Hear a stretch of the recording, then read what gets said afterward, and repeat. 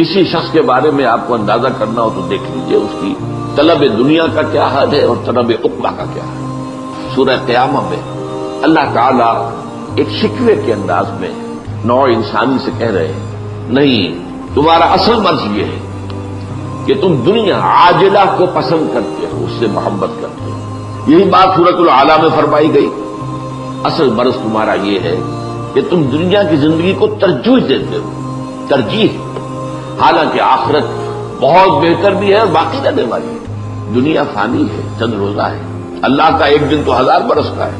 آپ اپنی گنتی کر لیں کیا اس کی حیثیت ہے؟ کہ ہمارا دین یہ نہیں کہتا کہ دنیا کو چھوڑ دو، نہیں، لیکن ترجیح دو آخرت کو، اور تمہاری کیفیت وہ ہو جانی چاہیے کہ بازار سے گزرا ہو، خریدار نہیں۔ اسی طرح جو بات ہے بڑے ہی کانٹے کے انداز میں کہی گئی ہے سورہ کہف کے آغاز میں، یہ جو کچھ زمین پر ہے ہم نے اس سے زمین کا بناؤ سنہار بنا دیا ہے تاکہ ہم آزمائیں کہ کون ہے ان میں سے بہتر اعمال کرنے والے۔ یہ امتحان ہے۔ اس دنیا کی زیبائشیں، آرائشیں، آیا آپ ان کے طالب بن گئے؟ دن رات کی محنت و مشقت اسی کے لیے ہے، یا یہ ہے کہ آپ در حقیقت آخرت کے طالب ہیں؟ اور یہ آج کی دنیا میں اپنی انتہا کو پہنچ گیا۔ دنیا اتنی حسین کبھی نہیں تھی جتنی آج ہے، اور ظاہر بات ہے آدمی کھنچتا ہے پھر اس کی طرف، تو اس لیے فرمایا بس یہی امتحان ہے۔ اب اس کے ضمن میں ایک حدیث، یہ حضرت ابو العباس سہل بن سعد الساعدی رضی اللہ تعالیٰ عنہ سے مروی ہے۔ وہ فرماتے ہیں ایک شخص حضور صلی اللہ علیہ وسلم کی خدمت میں حاضر ہوا اور اس نے کہا، اے اللہ کے رسول صلی اللہ علیہ وسلم، میری رہنمائی فرمائیے کسی ایسے عمل کی طرف کہ جب میں اس پر عمل کر لوں تو اللہ مجھ سے محبت کرنے لگے اور لوگ بھی مجھ سے محبت کرنے لگے۔ اب جواب کیا ہے؟ فقال، دنیا میں زہد اختیار کرو، اللہ تم سے محبت کرے گا۔ یعنی دنیا کی آسائشوں، آرائشوں، عیاشیوں، لذتوں، ان سے بچو۔ کم سے کم ضرورتیں پوری ہو رہی ہیں، بس اس سے زیادہ کی حوث نہ ہو سکتا ہے کہ اگر زیادہ دے دیتا تو میرے اندر اخلاقی طور پر زوال آ جاتا، میں عیاشیوں بدماشیوں میں مبتلا ہو جاتا، تو میرے لیے تو یہ کم جو ہے یہی در حقیقت بہت غنیمت ہے، اسی میں عافیت ہے۔ تو دنیا میں ذوق اختیار کرو گے اگر تو اللہ تعالیٰ تم سے محبت کرے گا۔ اب اس کے ضمن میں 2 اور حدیثیں آپ کو سناتا ہوں، بہت ہی عمدہ۔ حضور فرماتے ہیں، ایک صحابی جو اس کے راوی ہیں وہ کہتے ہیں کہ حضور نے مجھے میرے کندھے سے پکڑا اور فرمایا، دیکھو دنیا میں ایسے رہو گویا تم اجنبی ہو۔ دنیا کے اندر دنیا کے معیارات کے اعتبار سے نامور ہو جانا، مشہور ہو جانا، صاحب اقتدار ہو جانا، صاحب ثروت ہو جانا، یہ نہ ہو۔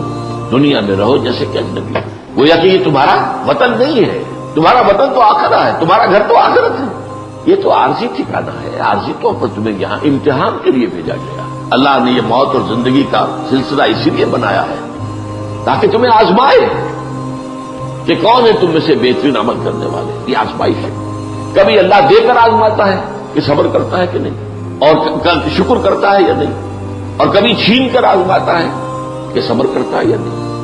حرف شکایت زبان پر نہ آئے، اللہ کی طرف سے ہے۔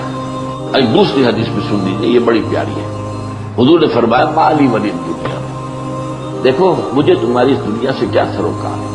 میری مثال تو اس شخص کی ہے، ایک سوار، لیکن وہ ایک درخت کے نیچے تھوڑی دیر کے لیے استراحت کے لیے اس کے سائے میں وہ استراحت کے لیے رک جاتا ہے، پھر اس کے بعد وہ چھوڑتا ہے اور اپنی منزل لیتا ہے۔ ظاہر بات ہے کہ وہ عارضی قیام تھا، یہ اس کا وطن نہیں ہے، یہ اس کا گھر نہیں ہے، یہ اس کی منزل نہیں ہے۔ اسی طرح یہ دنیا تمہاری منزل نہیں ہے، تمہارا گھر نہیں ہے، تمہارا وطن نہیں ہے۔ حضور نے فرمایا، انما الدنیا خلقت لکم وانتم خلقتم للآخرہ، یہ دنیا تمہارے لیے پیدا کی گئی کیونکہ اسی میں تمہارا امتحان ہونا ہے، لیکن بہرحال اس میں اللہ نے تمہاری ضرورتوں کو پورا کرنے کی جو چیزیں رکھی ہیں ان کو استعمال کرو، لیکن یہ کہ اس کو مطلوب اور مقصود اور محبوب نہ بنا دو۔ دنیا میں رہو، کوئی حد نہیں، کن فی دنیا، رہو دنیا میں، اور دوسری یہ مجھے تمہاری دنیا سے کیا سروکار۔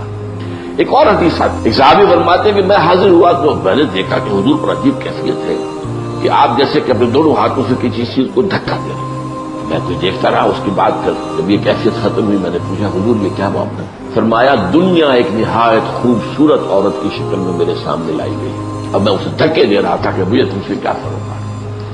اگر تم چاہتے ہو کہ اللہ کے محبوب بن جاؤ تو دنیا میں زہد اختیار۔ اور اگلا معاملہ اس سے بھی زیادہ پریکٹیکل ہے، اخلاقیات کے اندر یوں سمجھیے یہ بلند ترین تعلیمات میں سے جو چیز لوگوں کے ہاتھوں میں ہے اس میں ذوق اختیار کرو. تم نے دیکھا کسی کو دولت مند ہے یہ نہ ہو کہ حسرت پیدا ہو جائے کہ دولت میرے پاس کیوں نہیں. اگرچہ رش کرنا حرام نہیں ہے, حسد حرام ہے, لیکن یہ ہے کہ اگر یہ بات آ گئی تو گویا کہ زہد کے صرف خلاف ہو گیا. یہ جو ایک اونچا رتبہ ہے, اگر لوگ سمجھے کہ دولت مند دیکھے کہ یہ آدمی آیا تو ہے میرے پاس, لیکن میری دولت سے تو اسے کوئی سروکار نہیں تھا, یا تو آیا تھا مجھے کوئی کلمہ خیر کہنے کے لیے, لیکن اس سے میری دولت سے کوئی سروکار نہیں. تو اگر ایسا ہوگا تو وہ شخص آپ سے محبت کرنے لگے گا, آپ کا مقام اس کی نگاہ میں بلند ہو جائے گا. اللہ تعالی ہم سب کو حق کو سمجھنے اور پھر حق کا اعتراف اور اعلان کرنے کی توفیق عطا فرمائے. اور اس کے بعد یہ ہے کہ اللہ تعالی ہمیں توفیق دے کہ اگر کوئی تکلیف آتی ہے, کوئی مصیبت آتی ہے, کوئی آزمائش آتی ہے تو اللہ تعالی ہمیں اس میں ثابت قدم رکھے.